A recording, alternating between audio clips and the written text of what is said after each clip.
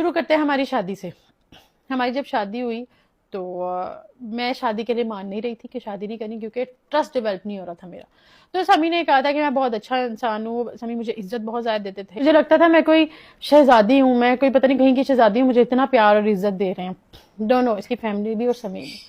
انہوں نے کہا مجھ سے شادی کرو، تو میں نے کہا اگر آپ مجھے چھوڑ دو تو انہوں نے کہا حق مہر لگوا لو، کوئی مسئلہ نہیں، ہم تمہیں چھوڑ دیں، حق مہر تو ہوتا ہے نا سیکیورٹی کے لیے، لگوا لو، کتنا لگاؤ؟ میں نے کہا 1 کروڑ لکھ دے. کہتے 2 کروڑ لکھوا لو، مسئلہ نہیں. میں نے کہا ٹھیک ہے 2 کروڑ لکھیں گے حق مہر. حق مہر 2 قسم کے ہوتے ہیں، ایک موجل اور ایک غیر موجل.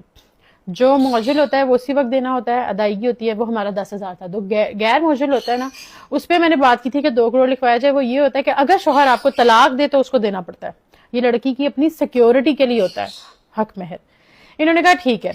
ہمارا جب میں لمبی نہیں کھینچوں گی، چھوٹی آپ کو بس لب و لباب بتاؤں گی، مورل بتاؤں گی، چھوٹی چھوٹی چیزیں بتا کے آپ کو صرف اتنا بتاؤں گی کہ میں نے خلا کیوں لیا. ادھر ادھر کی باتیں میں نہیں بتاتی، میں صرف سمی کا اپنے ساتھ بیہیویئر بتاؤں گی. ہمارا جب نکاح ہونے لگا تو سمی میرے پاس آئے کہ 2 کروڑ سحر. اب جب پہلے 2 کروڑ پہ ڈیسائیڈ ہو گیا، سب کچھ ہو گیا، لیکن میں جب تیار ہو کے بیٹھی ہوں دلہن بن کے نکاح کے لیے، تو میرے پاس آئے ہیں سحر 2 کروڑ نہیں لکھ سکتے حق مہر، بڑا مسئلہ ہو جائے گا. میں نے کہا کیا مسئلہ ہوگا؟ انہوں نے کہا ٹیکس کا ایشو آ جائے گا بہت زیادہ، کہ تم تو کچھ کرتے نہیں ہو تو تم نے 2 کروڑ حق مہر کیوں لکھوایا؟ کہیں تم کوئی غلط چیز تو نہیں کرتے، تم کسی گھر کو غلط کاروبار میں تو نہیں ہو؟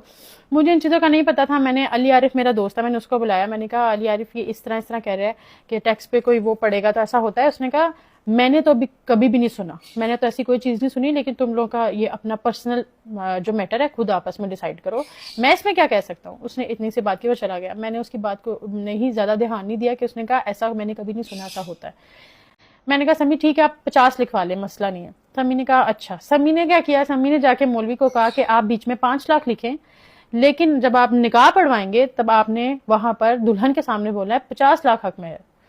تو جب ہمارا نکاح ہوا ہے پہلے مولوی نے کہا 5 لاکھ، تو سمی نے کہا مولوی صاحب 50 لاکھ بولنا ہے.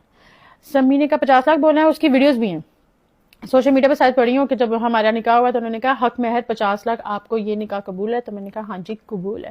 ہمارا نکاح ہوا ہے. اس کے بعد 3 مہینے تک، کیونکہ مولوی لوگ اپنا لے کر آئے تھے، 3 مہینے تک مجھے انہوں نے نکاح نامہ نہیں دیا. میں نے 3 مہینے تک مانگا. میں اس کے بعد میں ڈر گئی. میں نے کہا شاید میرے ساتھ کوئی دھوکہ ہو گیا ہے، کوئی چیز ہو گئی ہے، مجھے حق کیوں نہیں دے رہے، کیا کہتے ہیں نکاح نامہ مجھے کیوں نہیں دے رہے.